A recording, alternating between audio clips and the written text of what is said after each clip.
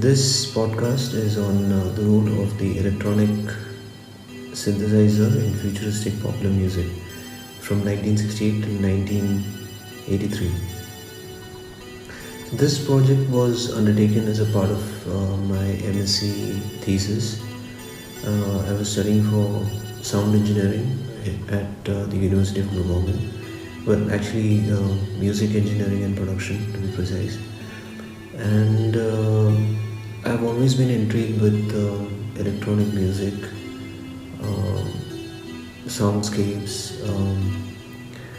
soundtracks for movies, and just synthesizer-based music in general. And I've always been a big fan of 1980s music. So all this culminated into uh, undertaking such a project, and it was also kind of a historical documentary kind of a venture. And I've always been a big fan of history, geography, different cultures. So those aspects combined with my love for electronic music resulted in such an adventurous project.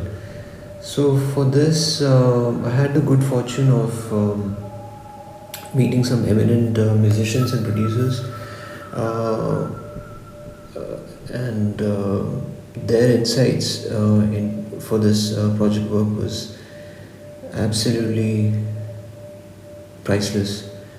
And I will be including the interviews with all these producers and artists in this special podcast. So the artists that I interviewed and the artists and producers that I interviewed, to take some of the names, they are Mike Howlett, who used to be a member of Gong, the prog rock band Gong. Uh, I think he's still a member of Gong, and he has also produced some really great bands such as Orchestral Maneuvers in the Dark, Tears for Fears, Flock of Seagulls, um and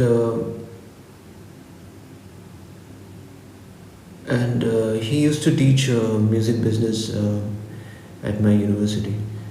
So uh,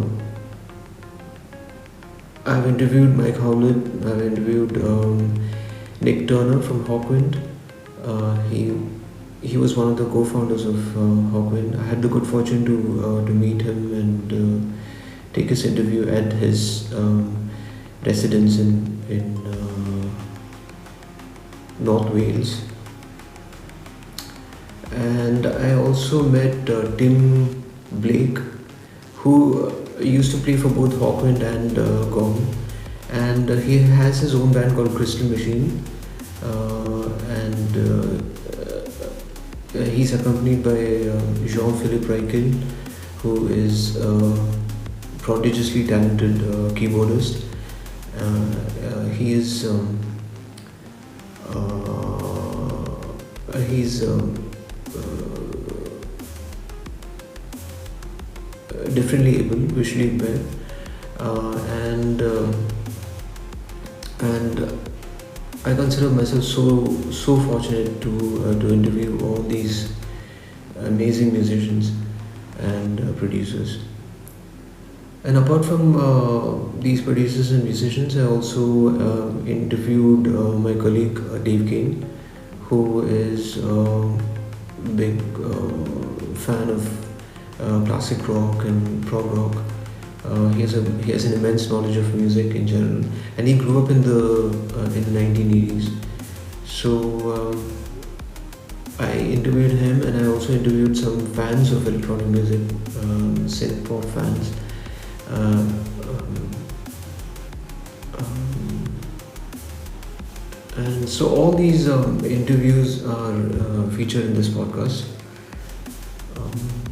So why this project? Now, apart from my love, as I mentioned, for electronic music and history and different cultures, um,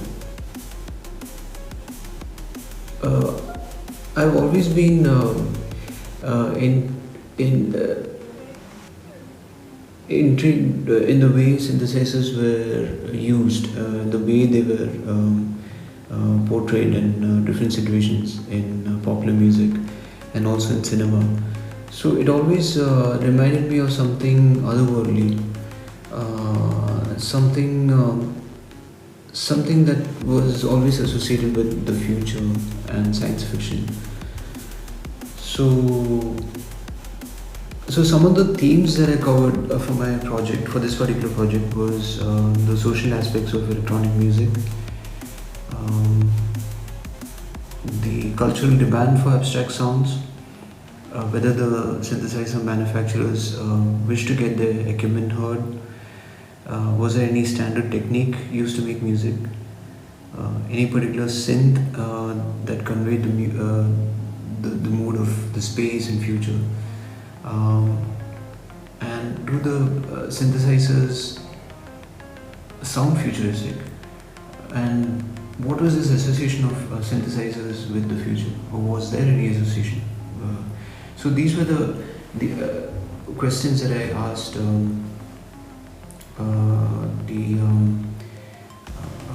the producers, the fans, and my colleague.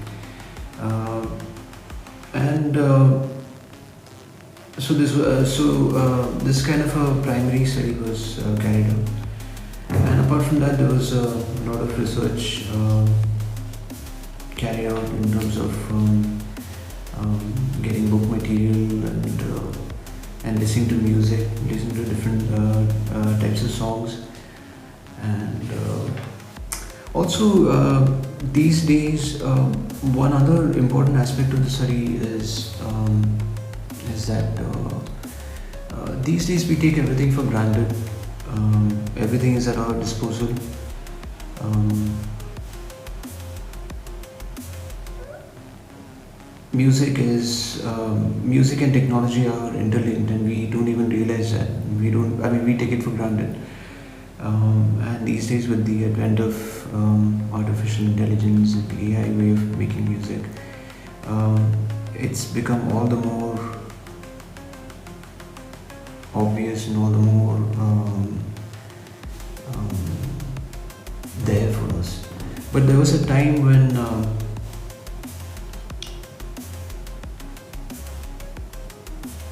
there was a time before presets, there was a time before MIDI, there was a time before even keyboard was used as an interface for the synthesizer, and it was synthesizer as in its rawest form and in its most analog form, and that's what I find really intriguing in terms of music,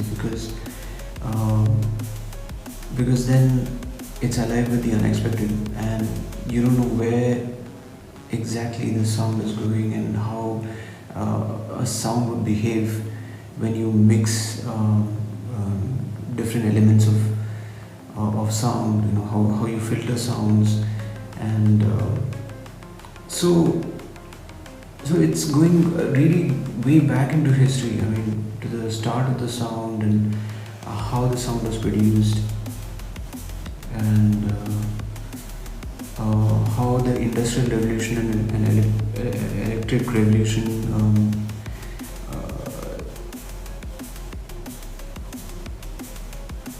changed the nature of sound altogether, and how sound was not confined to its source, and how it could be stored and recorded and distributed. So that's the origin of electronic music as we know now today. So all these aspects are covered in the interviews, and I have also made a printed version of this particular thesis, which I'm planning to publish one day.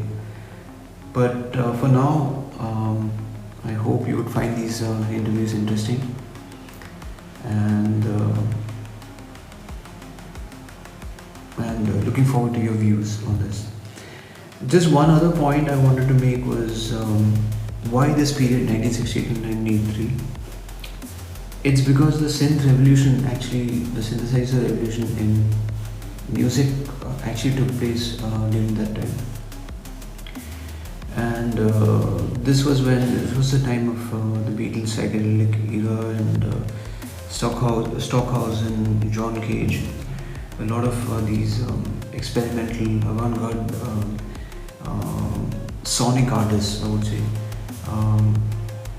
were showing the possibilities of electronic music. So in popular music, how it seeped in was as a result of the 1960s psychedelia, where there was a lot of cross-pollination of different cultures, and this love for Eastern philosophy, mysticism, and the Beatles were one of the forerunners in that sense. They incorporated Indian music into their sound, so it was no longer your traditional rock music. It was more about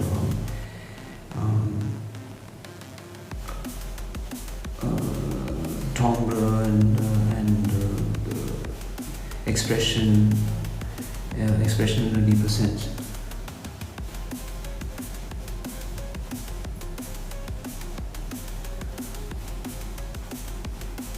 So two significant bands for this particular time period, 1968 till 1983, that I chose for my project group were Hawkwind and the Human League. So they are from two different eras. One from the late 1960s and early 1970s. That's when they started, Hawkwind, and Human League started in the late 1970s. So one was from the prog rock psychedelia period, and the other one from the punk era, or just when the punk was about to start.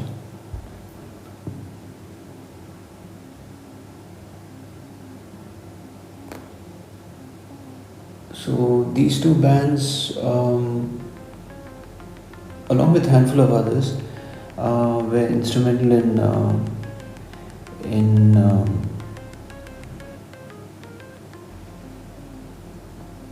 forming a kind of a movement. For example, in Hawkwind's case, they formed a kind of a trance movement that you actually see in festivals these days, the trance festivals. And this was all done through synthesizers. The same with the Human League, but in a different sense. It was more about being this anti-rock, anti-macho sort of an image, and going into the more Tangerine Dream, Kraftwerk kind of minimalist or even disco type music. So it was kind of electronic music, as in pure electronic music, and with Hawkwind it was more like creating all these space structures and spacey kind of music.